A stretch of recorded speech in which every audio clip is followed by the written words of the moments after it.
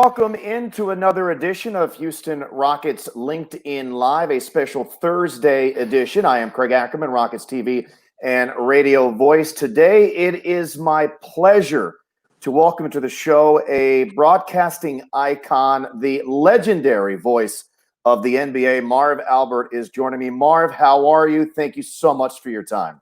Very good, Craig. I'd like to thank you and Hunter Segesta for putting this all together. I know all those out there in Houston are kind of hanging in with what's going on around the world, and I must say New York has kind of calmed down a bit.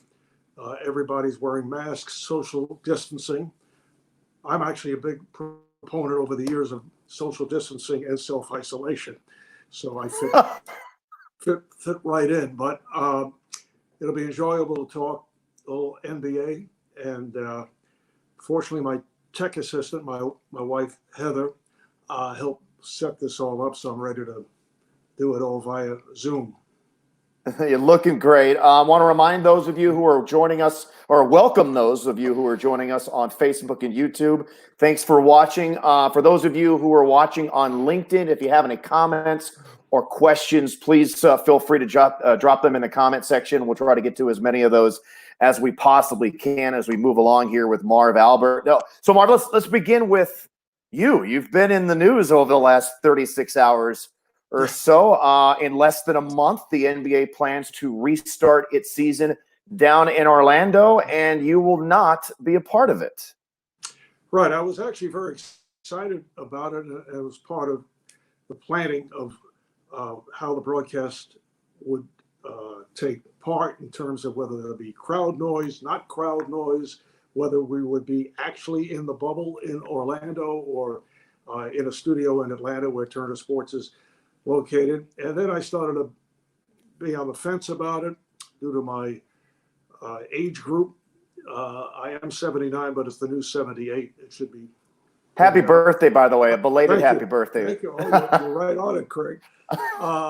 And then Jeff Zucker, who is the president of CNN and also Turner Sports, called me and we talked about it. And he said, might not be that good an idea. Wait till next season. You'll be back next season. And I actually agree with that, although I will miss being in Orlando. And certainly I hope they get off because it's been very tough in Florida, probably even worse the last 24 hours. So let's hope they are able to figure it out.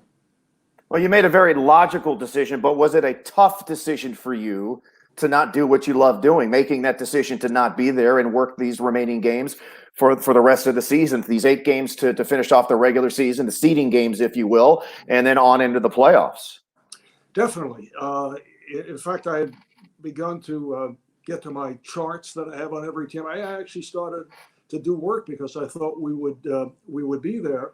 And I actually look forward to seeing it. It's going to be a little different than normal NBA. And I think the players have to be very careful because there could be soft tissue injuries and sprained ankles and knee problems. And it won't be the same basketball right at the start. A lot of guys have not been playing. They may be shooting around like you and I might have at their own in their own gyms or baskets outside, but it's just not the same to true conditioning, and they're not going to have that much time to work out before the hopeful start of the season.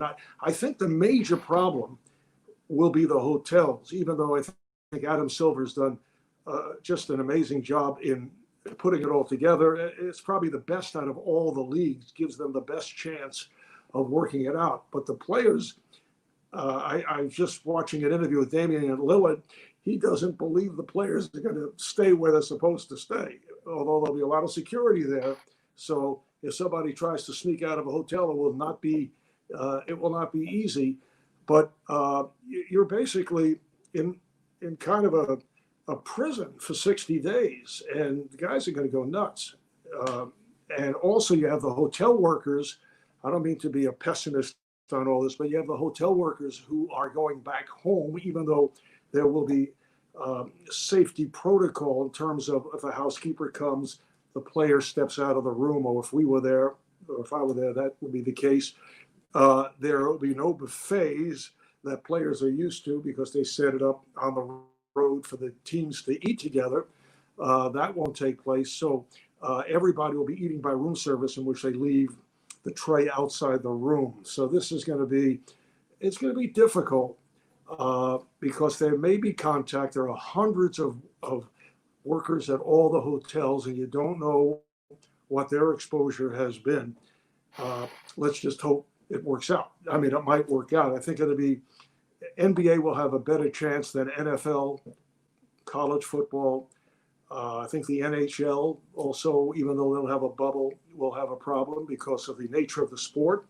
And same with baseball. Well, they'll be actually in regular hotels, even though the leagues have been regionalized. For example, the Yankees, Mets, Red Sox, Phillies are all in one division, but they'll be traveling on charter flights, and they'll be traveling to and from hotels. So they're not really protected the same way. It's going to be a major challenge all around. Hopefully they will. Yeah.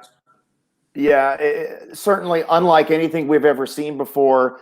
Very different. A couple of players in the last couple of days have come out, and there's been that idea about when the NBA restarts, about the eventual champion, if they deserve an asterisk. And obviously, there's going to be an asterisk next to their name because this will be unlike anything we've ever seen before. But I think the players, rightfully so, and for reasons why you just mentioned, this ultimately, in some players' views, will be the most difficult championship to win, because for those teams that are going to start, I think the Raptors are currently there. For the teams that are there now, and for and everybody else will be there within the next week or so. The two teams that go to the NBA Finals are going to be there about 3 months. That's a long time. I mean, do you think? What do you think about the difficulty for those teams ultimately staying focused enough to be able to compete and ultimately win that championship this year? I think, Craig, that's the trick that they have to pull off. As you mentioned, the Raptors, Nick Nurse took them to Fort Myers, which is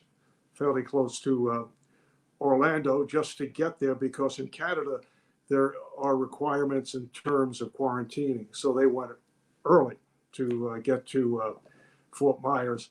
And I think that there will be all kinds of problems, as I mentioned just before. But in terms of the asterisk, you may recall in 1999, San Antonio Spurs won the championship in the lockout season, and Phil Jackson never let them forget it. He kept referring, I know Greg Popovich was delighted about it, he kept referring to the asterisk championship. But as you said, many players have pointed out, I heard Giannis the other day say, yeah, it's different. There's never been anything like this if they pull it off, but it will be the most difficult championship to win. It's hard to tell who these teams are right now, who are going into first the 8-game regular season schedule, and then the playoffs. Will they be the same? Will they be in good shape? There's so many questions, and we'll see. We'll see what happens. Yeah, it will be fascinating. Austin Rivers has also recently mentioned the fact that this will be the most difficult championship ever won. In terms of, you mentioned you were a part of these meetings about how these broadcasts are going to be pulled off. Look, I'm a big soccer guy, particularly a Premier League fan, and I know when the Bundesliga in Germany first started up, they weren't piping in crowd noise into the stadiums, but they were certainly doing so over television. And I've given some interviews over the last 6 weeks. People have asked me my thoughts on that subject. And initially I was like, no, I don't want any fake crowd noise whatsoever. But then I watched the Bundesliga and I watched the Premier League. And I think as long as it's piped over TV, it certainly helps the viewing experience. But from a personal perspective, I don't know if it'll work if it's actually going to be piped into the arena where these NBA players are going to be playing their games. What are your thoughts on the production value and whether or not that might float? That's one of the possibilities, that they pipe it into the arena. There's also been talk of doing it off an app where fans of each team, because there's no home team, can be heard, I guess, screaming on their phone, and then it's all homogenized together. I don't know if the players will necessarily expect it, but it's going to sound unusual anyway. But where do you ever have a situation where you have crowds screaming for both teams? They're both home teams, in effect. Or even if it's crowd noise that comes off a loop, they would, if something good happens, say for the Rockets, and something good happens for Toronto, it'll be equal cheering. There'll be no booing, basically, or no sounds of disappointment. If someone misses a shot, it's really such a different type of situation. I can relate to it because in my early days as a broadcaster, I did minor league, the Syracuse Chiefs, AAA International League, and we did the home games at the ballpark, MacArthur Stadium in Syracuse. And to save money, and a lot of minor league teams did it in those days, we had recreations of the game with crowd noise. And we take it off a ticker, as to what happened to individual batter. And what did occur every so often, if the ticker broke, if we didn't get the information, suddenly there was a rainstorm that would take place, a fictitious one. Or, something would happen where there was a delay. That's my experience with crowd noise, which does not relate to what would happen in the NBA. I thought the soccer wasn't bad. I'm not a major soccer person, but I did check it out. The other possibility is no crowd noise, which has been discussed, and that you'll hear the noise that takes place or the sounds that take place at the arena. So there'll be a lot of screeching of sneakers. It'll be a lot of you pick them up or watch the screen, that type of stuff. Or which I think will be pretty cool. Profanity. Yeah. And there'd be a delay as on the TNT broadcast, and I believe ESPN, ABC the same. There is a delay, like a 5-second delay. There's somebody sitting in a studio listening carefully. Sometimes something will slip on, but listening very carefully, and you'll hear a dropout in the sound, and it's because someone said something on the naughty side, let's say. Oh. You're watching Houston Rockets LinkedIn Live, not only on LinkedIn, but also on Facebook and YouTube. The legendary voice of the NBA, Marv Albert, is our guest. And you mentioned the ticker, and we'll get to we have a lot of questions. We'll get to those here momentarily. But this business has changed dramatically. I don't think necessarily the mechanics of calling a game have changed all that much, but the general production value of sports across the board over the last 20 years, over the last 10 years, has changed dramatically. Where do you see this going in the next 10 years? Well, I know that the NBA was looking at the broadcasting of games from Orlando as an opportunity to try out all kinds of new camera angles.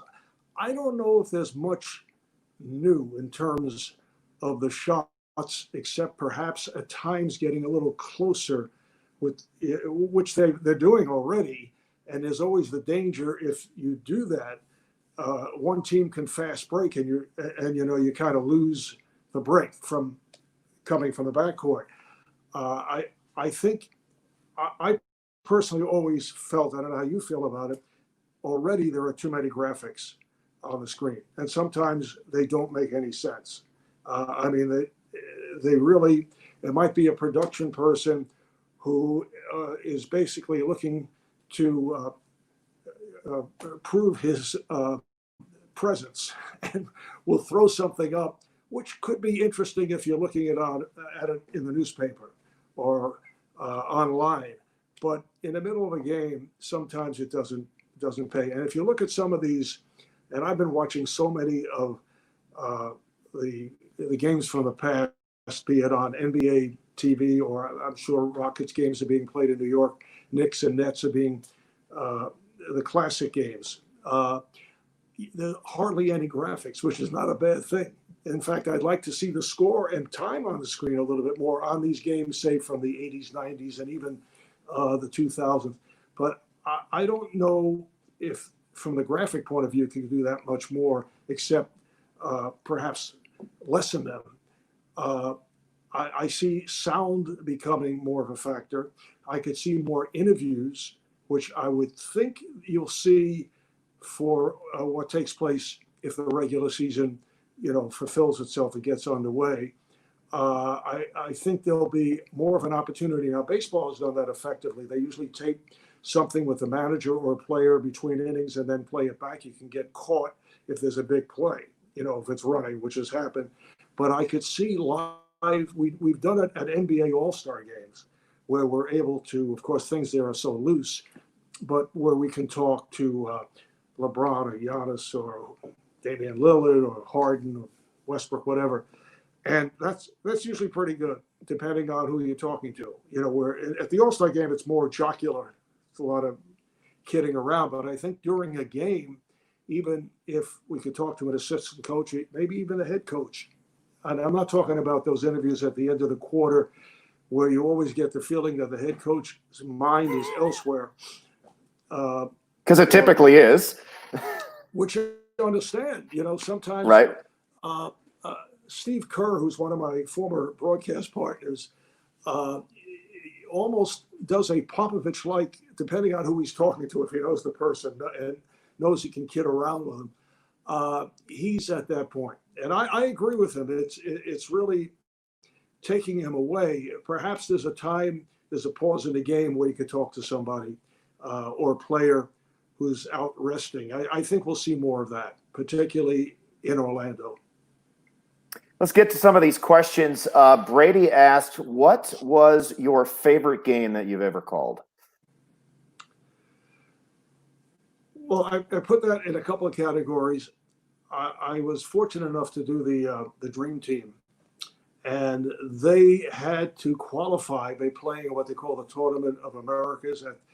At the time in 1992, this was in Portland, Oregon. And the first time, this would be a moment, not necessarily a game. When that team took the floor for the first time, I got the chills just to see that group.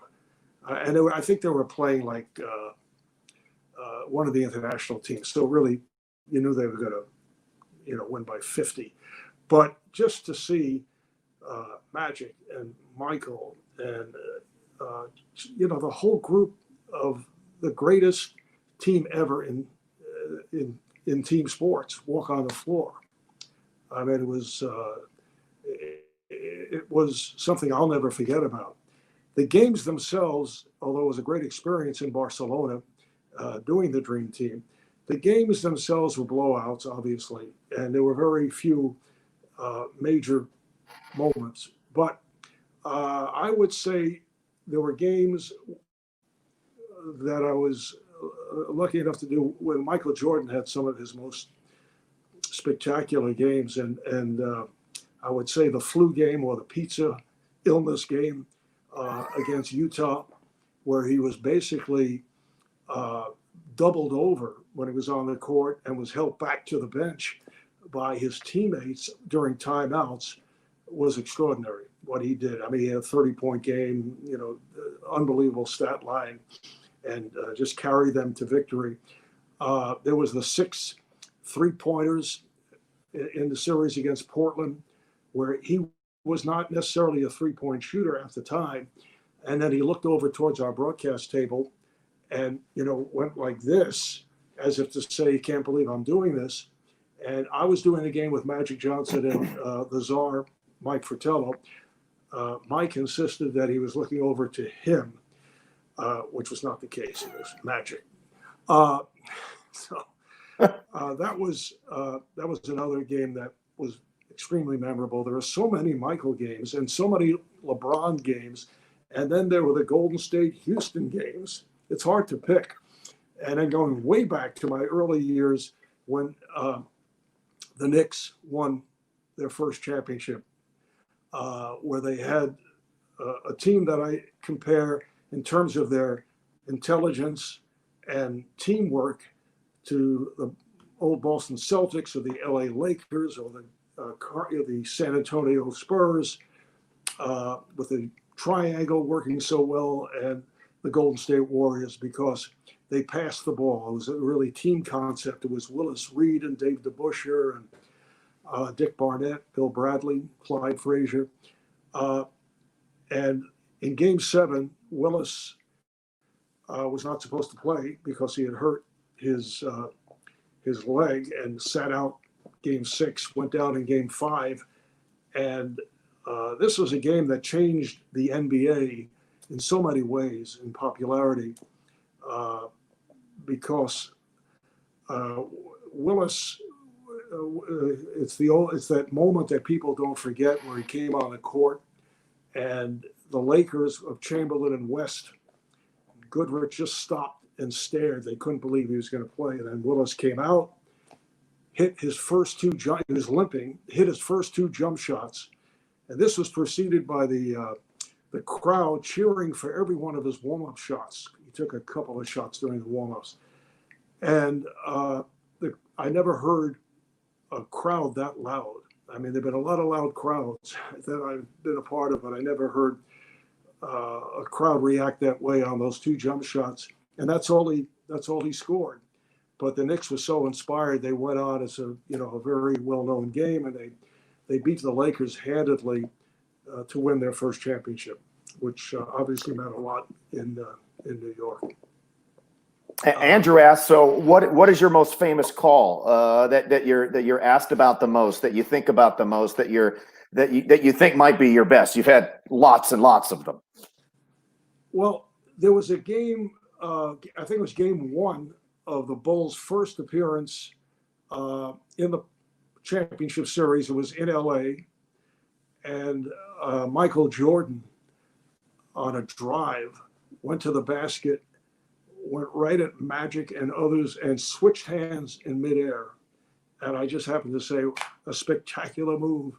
And that's played all the time. And I guess, it's a simple word. It's not like it was this genius call, but with the crowd reaction and with the player reaction, that's something that will always stand out to me. I always say that being in broadcasting, calling games beats working for a living, and I'll never waver from that. It beats working for a living. And so Bailey asked, what is your favorite thing about your job? I think it's I've always considered broadcasting the next best thing to playing the sport itself. Yeah. Well, in doing radio, and I started doing radio before the TV, you're actually the game. It's whatever you say is what happened when people are listening in cars or at home. So I always enjoy doing radio broadcasts because of that, because you're describing everything and you're it. To me, the best part of it was avoiding the czar, Mike Fratello, whenever I could when we were traveling, because he was extremely annoying. When he actually started it, Jeff Van Gundy, former Rocket coach, started his broadcasting career with us. So it was myself, Jeff, and Mike. And Mike is one of these guys. For those who might not remember, he was a very successful NBA coach with Cleveland, and he did well for a year in Memphis, but he was very successful in Cleveland and Atlanta. He had the Dominique Wilkins teams, and in Cleveland they were very good. Unfortunately, they had the Bulls that they were battling with. But Mike, every other game, when we were in the green room getting ready just before to go out to the court to rehearse, he would hide Jeff Van Gundy's jacket. It was like, it's like ridiculous. He'd put it somewhere in a closet, and Jeff would go nuts.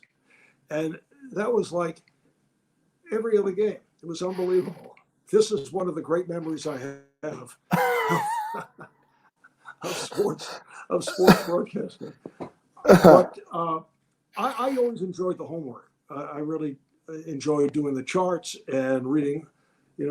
I feel I had to read like the previous 7 days of newspaper clips from teams I have not seen. And basically, when you're doing national games, you don't want it to be a situation where people watching the game, because they don't know as much as the announcer, you want to make sure you're on every point when things come up. So I always enjoy the homework aspect of that. And I mean, the game itself, you had to be ready for, but it was everything that went into the game that I particularly enjoyed, always. Yeah, being in that moment is it's kind of, unless you do it, it's sort of indescribable.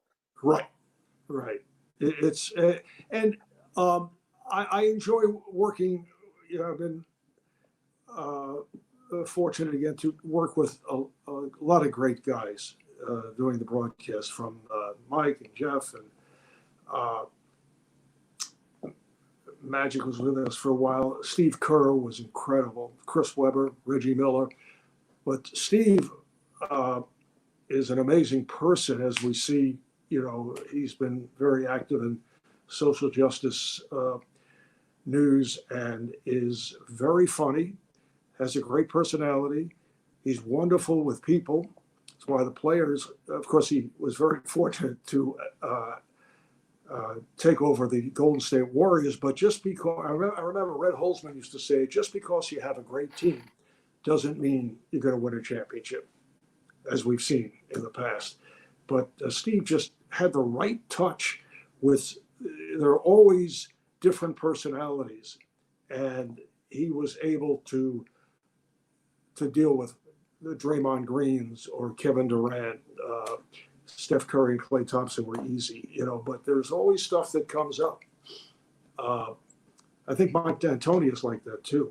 I'm not saying it because I'm on a Houston Zoom telecast, but we love Mike. I mean, it's great talking to him before. Everybody loves Mike. Yeah, it's like, it's so great that we can talk to the coaches, and, you know, we can pick out a couple players that'll come to talk to us before games or shoot-arounds. But Mike, you ask him a question, you know, there are some coaches who won't give you real answers, but he does, and he's a tremendous coach. He's had, I mean, the teams he had at Phoenix and the teams at, you know, with Houston.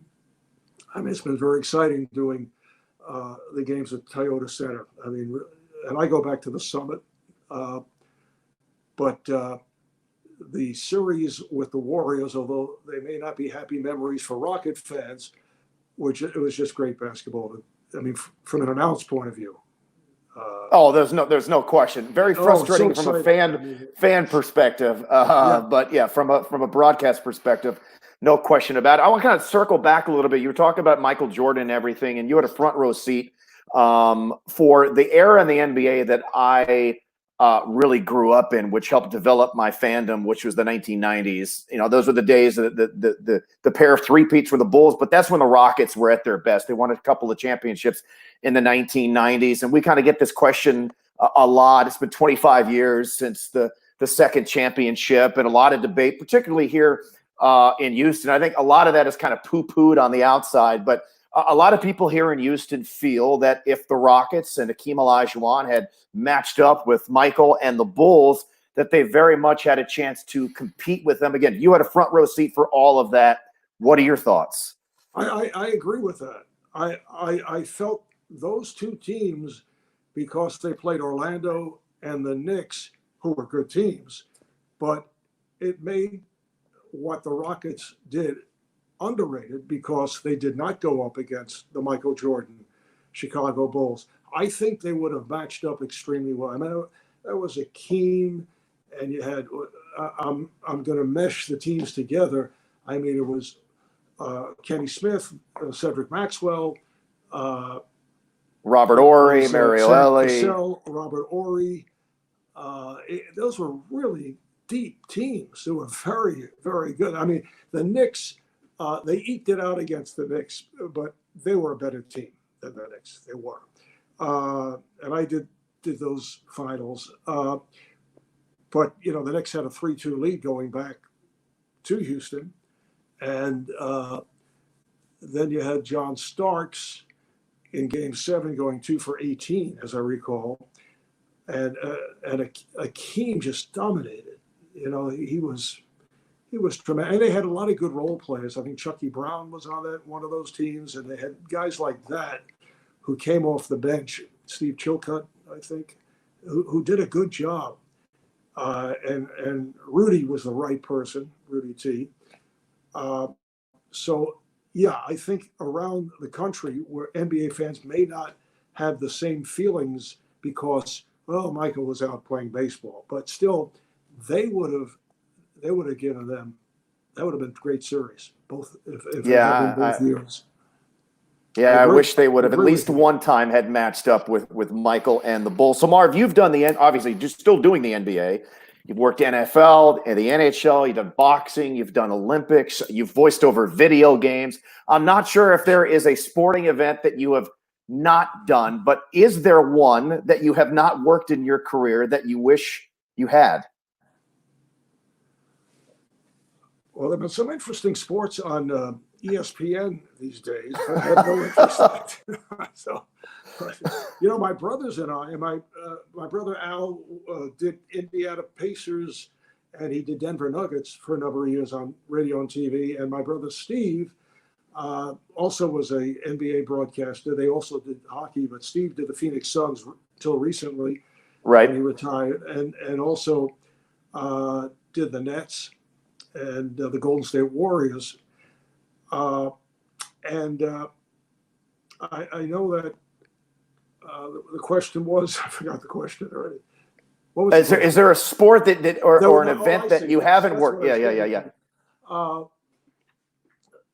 We used to play ping pong in our basement, and two of us would play. We had these vicious matches, and one on our tape recorder would do the play-by-play. So it's like doing tennis on radio, if you can imagine. And they do that in London. The guy is great, because I did a few years at Wimbledon, where you don't talk very much with tennis, which is okay.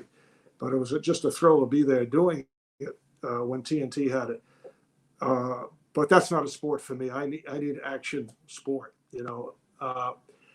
But we used to do the ping pong, and we had a problem because my brother Al had a terrible temper and would go into a rage if he made a bad, if his shot went off the table or a bad move or he couldn't get to his backhand.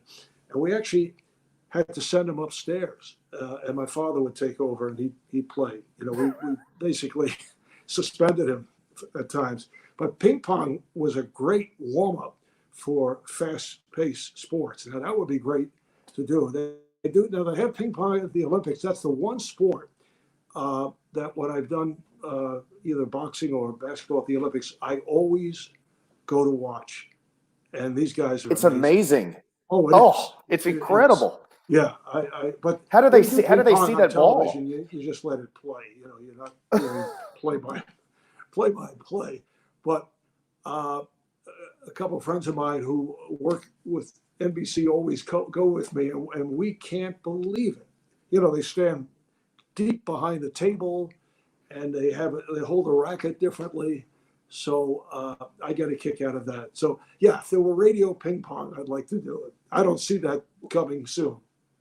Well, Daryl Morey is a big ping pong guy, and I think he's had some celebrity ping. Yeah, I think he's had some celebrity ping pong games during the NBA's All-Star Weekend. So when that event, I'm sorry, analytics involved with it, ping pong. Oh, I'm sure of course, naturally, lots of math involved. With anything that Daryl's involved with, but perhaps maybe if he has that event, maybe you can call. Daryl's actually very good. He's very good. I stay away from that because Reggie Miller keeps challenging me, and during one of the All-Star games, the day before, there was a match between Reggie and Drake, who's very good. Drake's an excellent ping pong player. That's my scouting report, and I had to announce it. It was on the studio show, and Reggie always wants to play me because he wants to kill me. I mean, that's the major reason. So I've stayed away. I just make up excuses. And I'm sure maybe Daryl Reggie would be a good matchup, but I'd have to scout Daryl first. If someone's too good, I just, my serve is good though. So Yeah, Daryl's pretty good. All right, Marv, we'll end on this, which we kind of typically do with these shows. David asked, do you have any tips for students who plan on working in the sports industry? You've seen it all. Yes. Yeah. First of all, I would separate between announcing and the production end. There's so many other jobs. I mean, I know that a lot of men and women think first of being on the air, and it doesn't necessarily have to be that. But if that's where you want to go, the more you can do at a young age, be it as silly as it may sound, turning down the sound, doing it off the TV. I'm talking play by play, or setting up your own studio in your a room in your house to practice. And then if you're going to college, I mean, it helps to go to a school that does have a journalism or broadcast curriculum, and get on the school station or write for the newspaper. And you get as much experience as possible. And if it's a smaller town, you might even audition in the city to get a job with the station, or whatever it is, just to be around the station to get a break. I mean, that's it's not like an attorney can put out a shingle and, hey, I'm in, I'm a lawyer.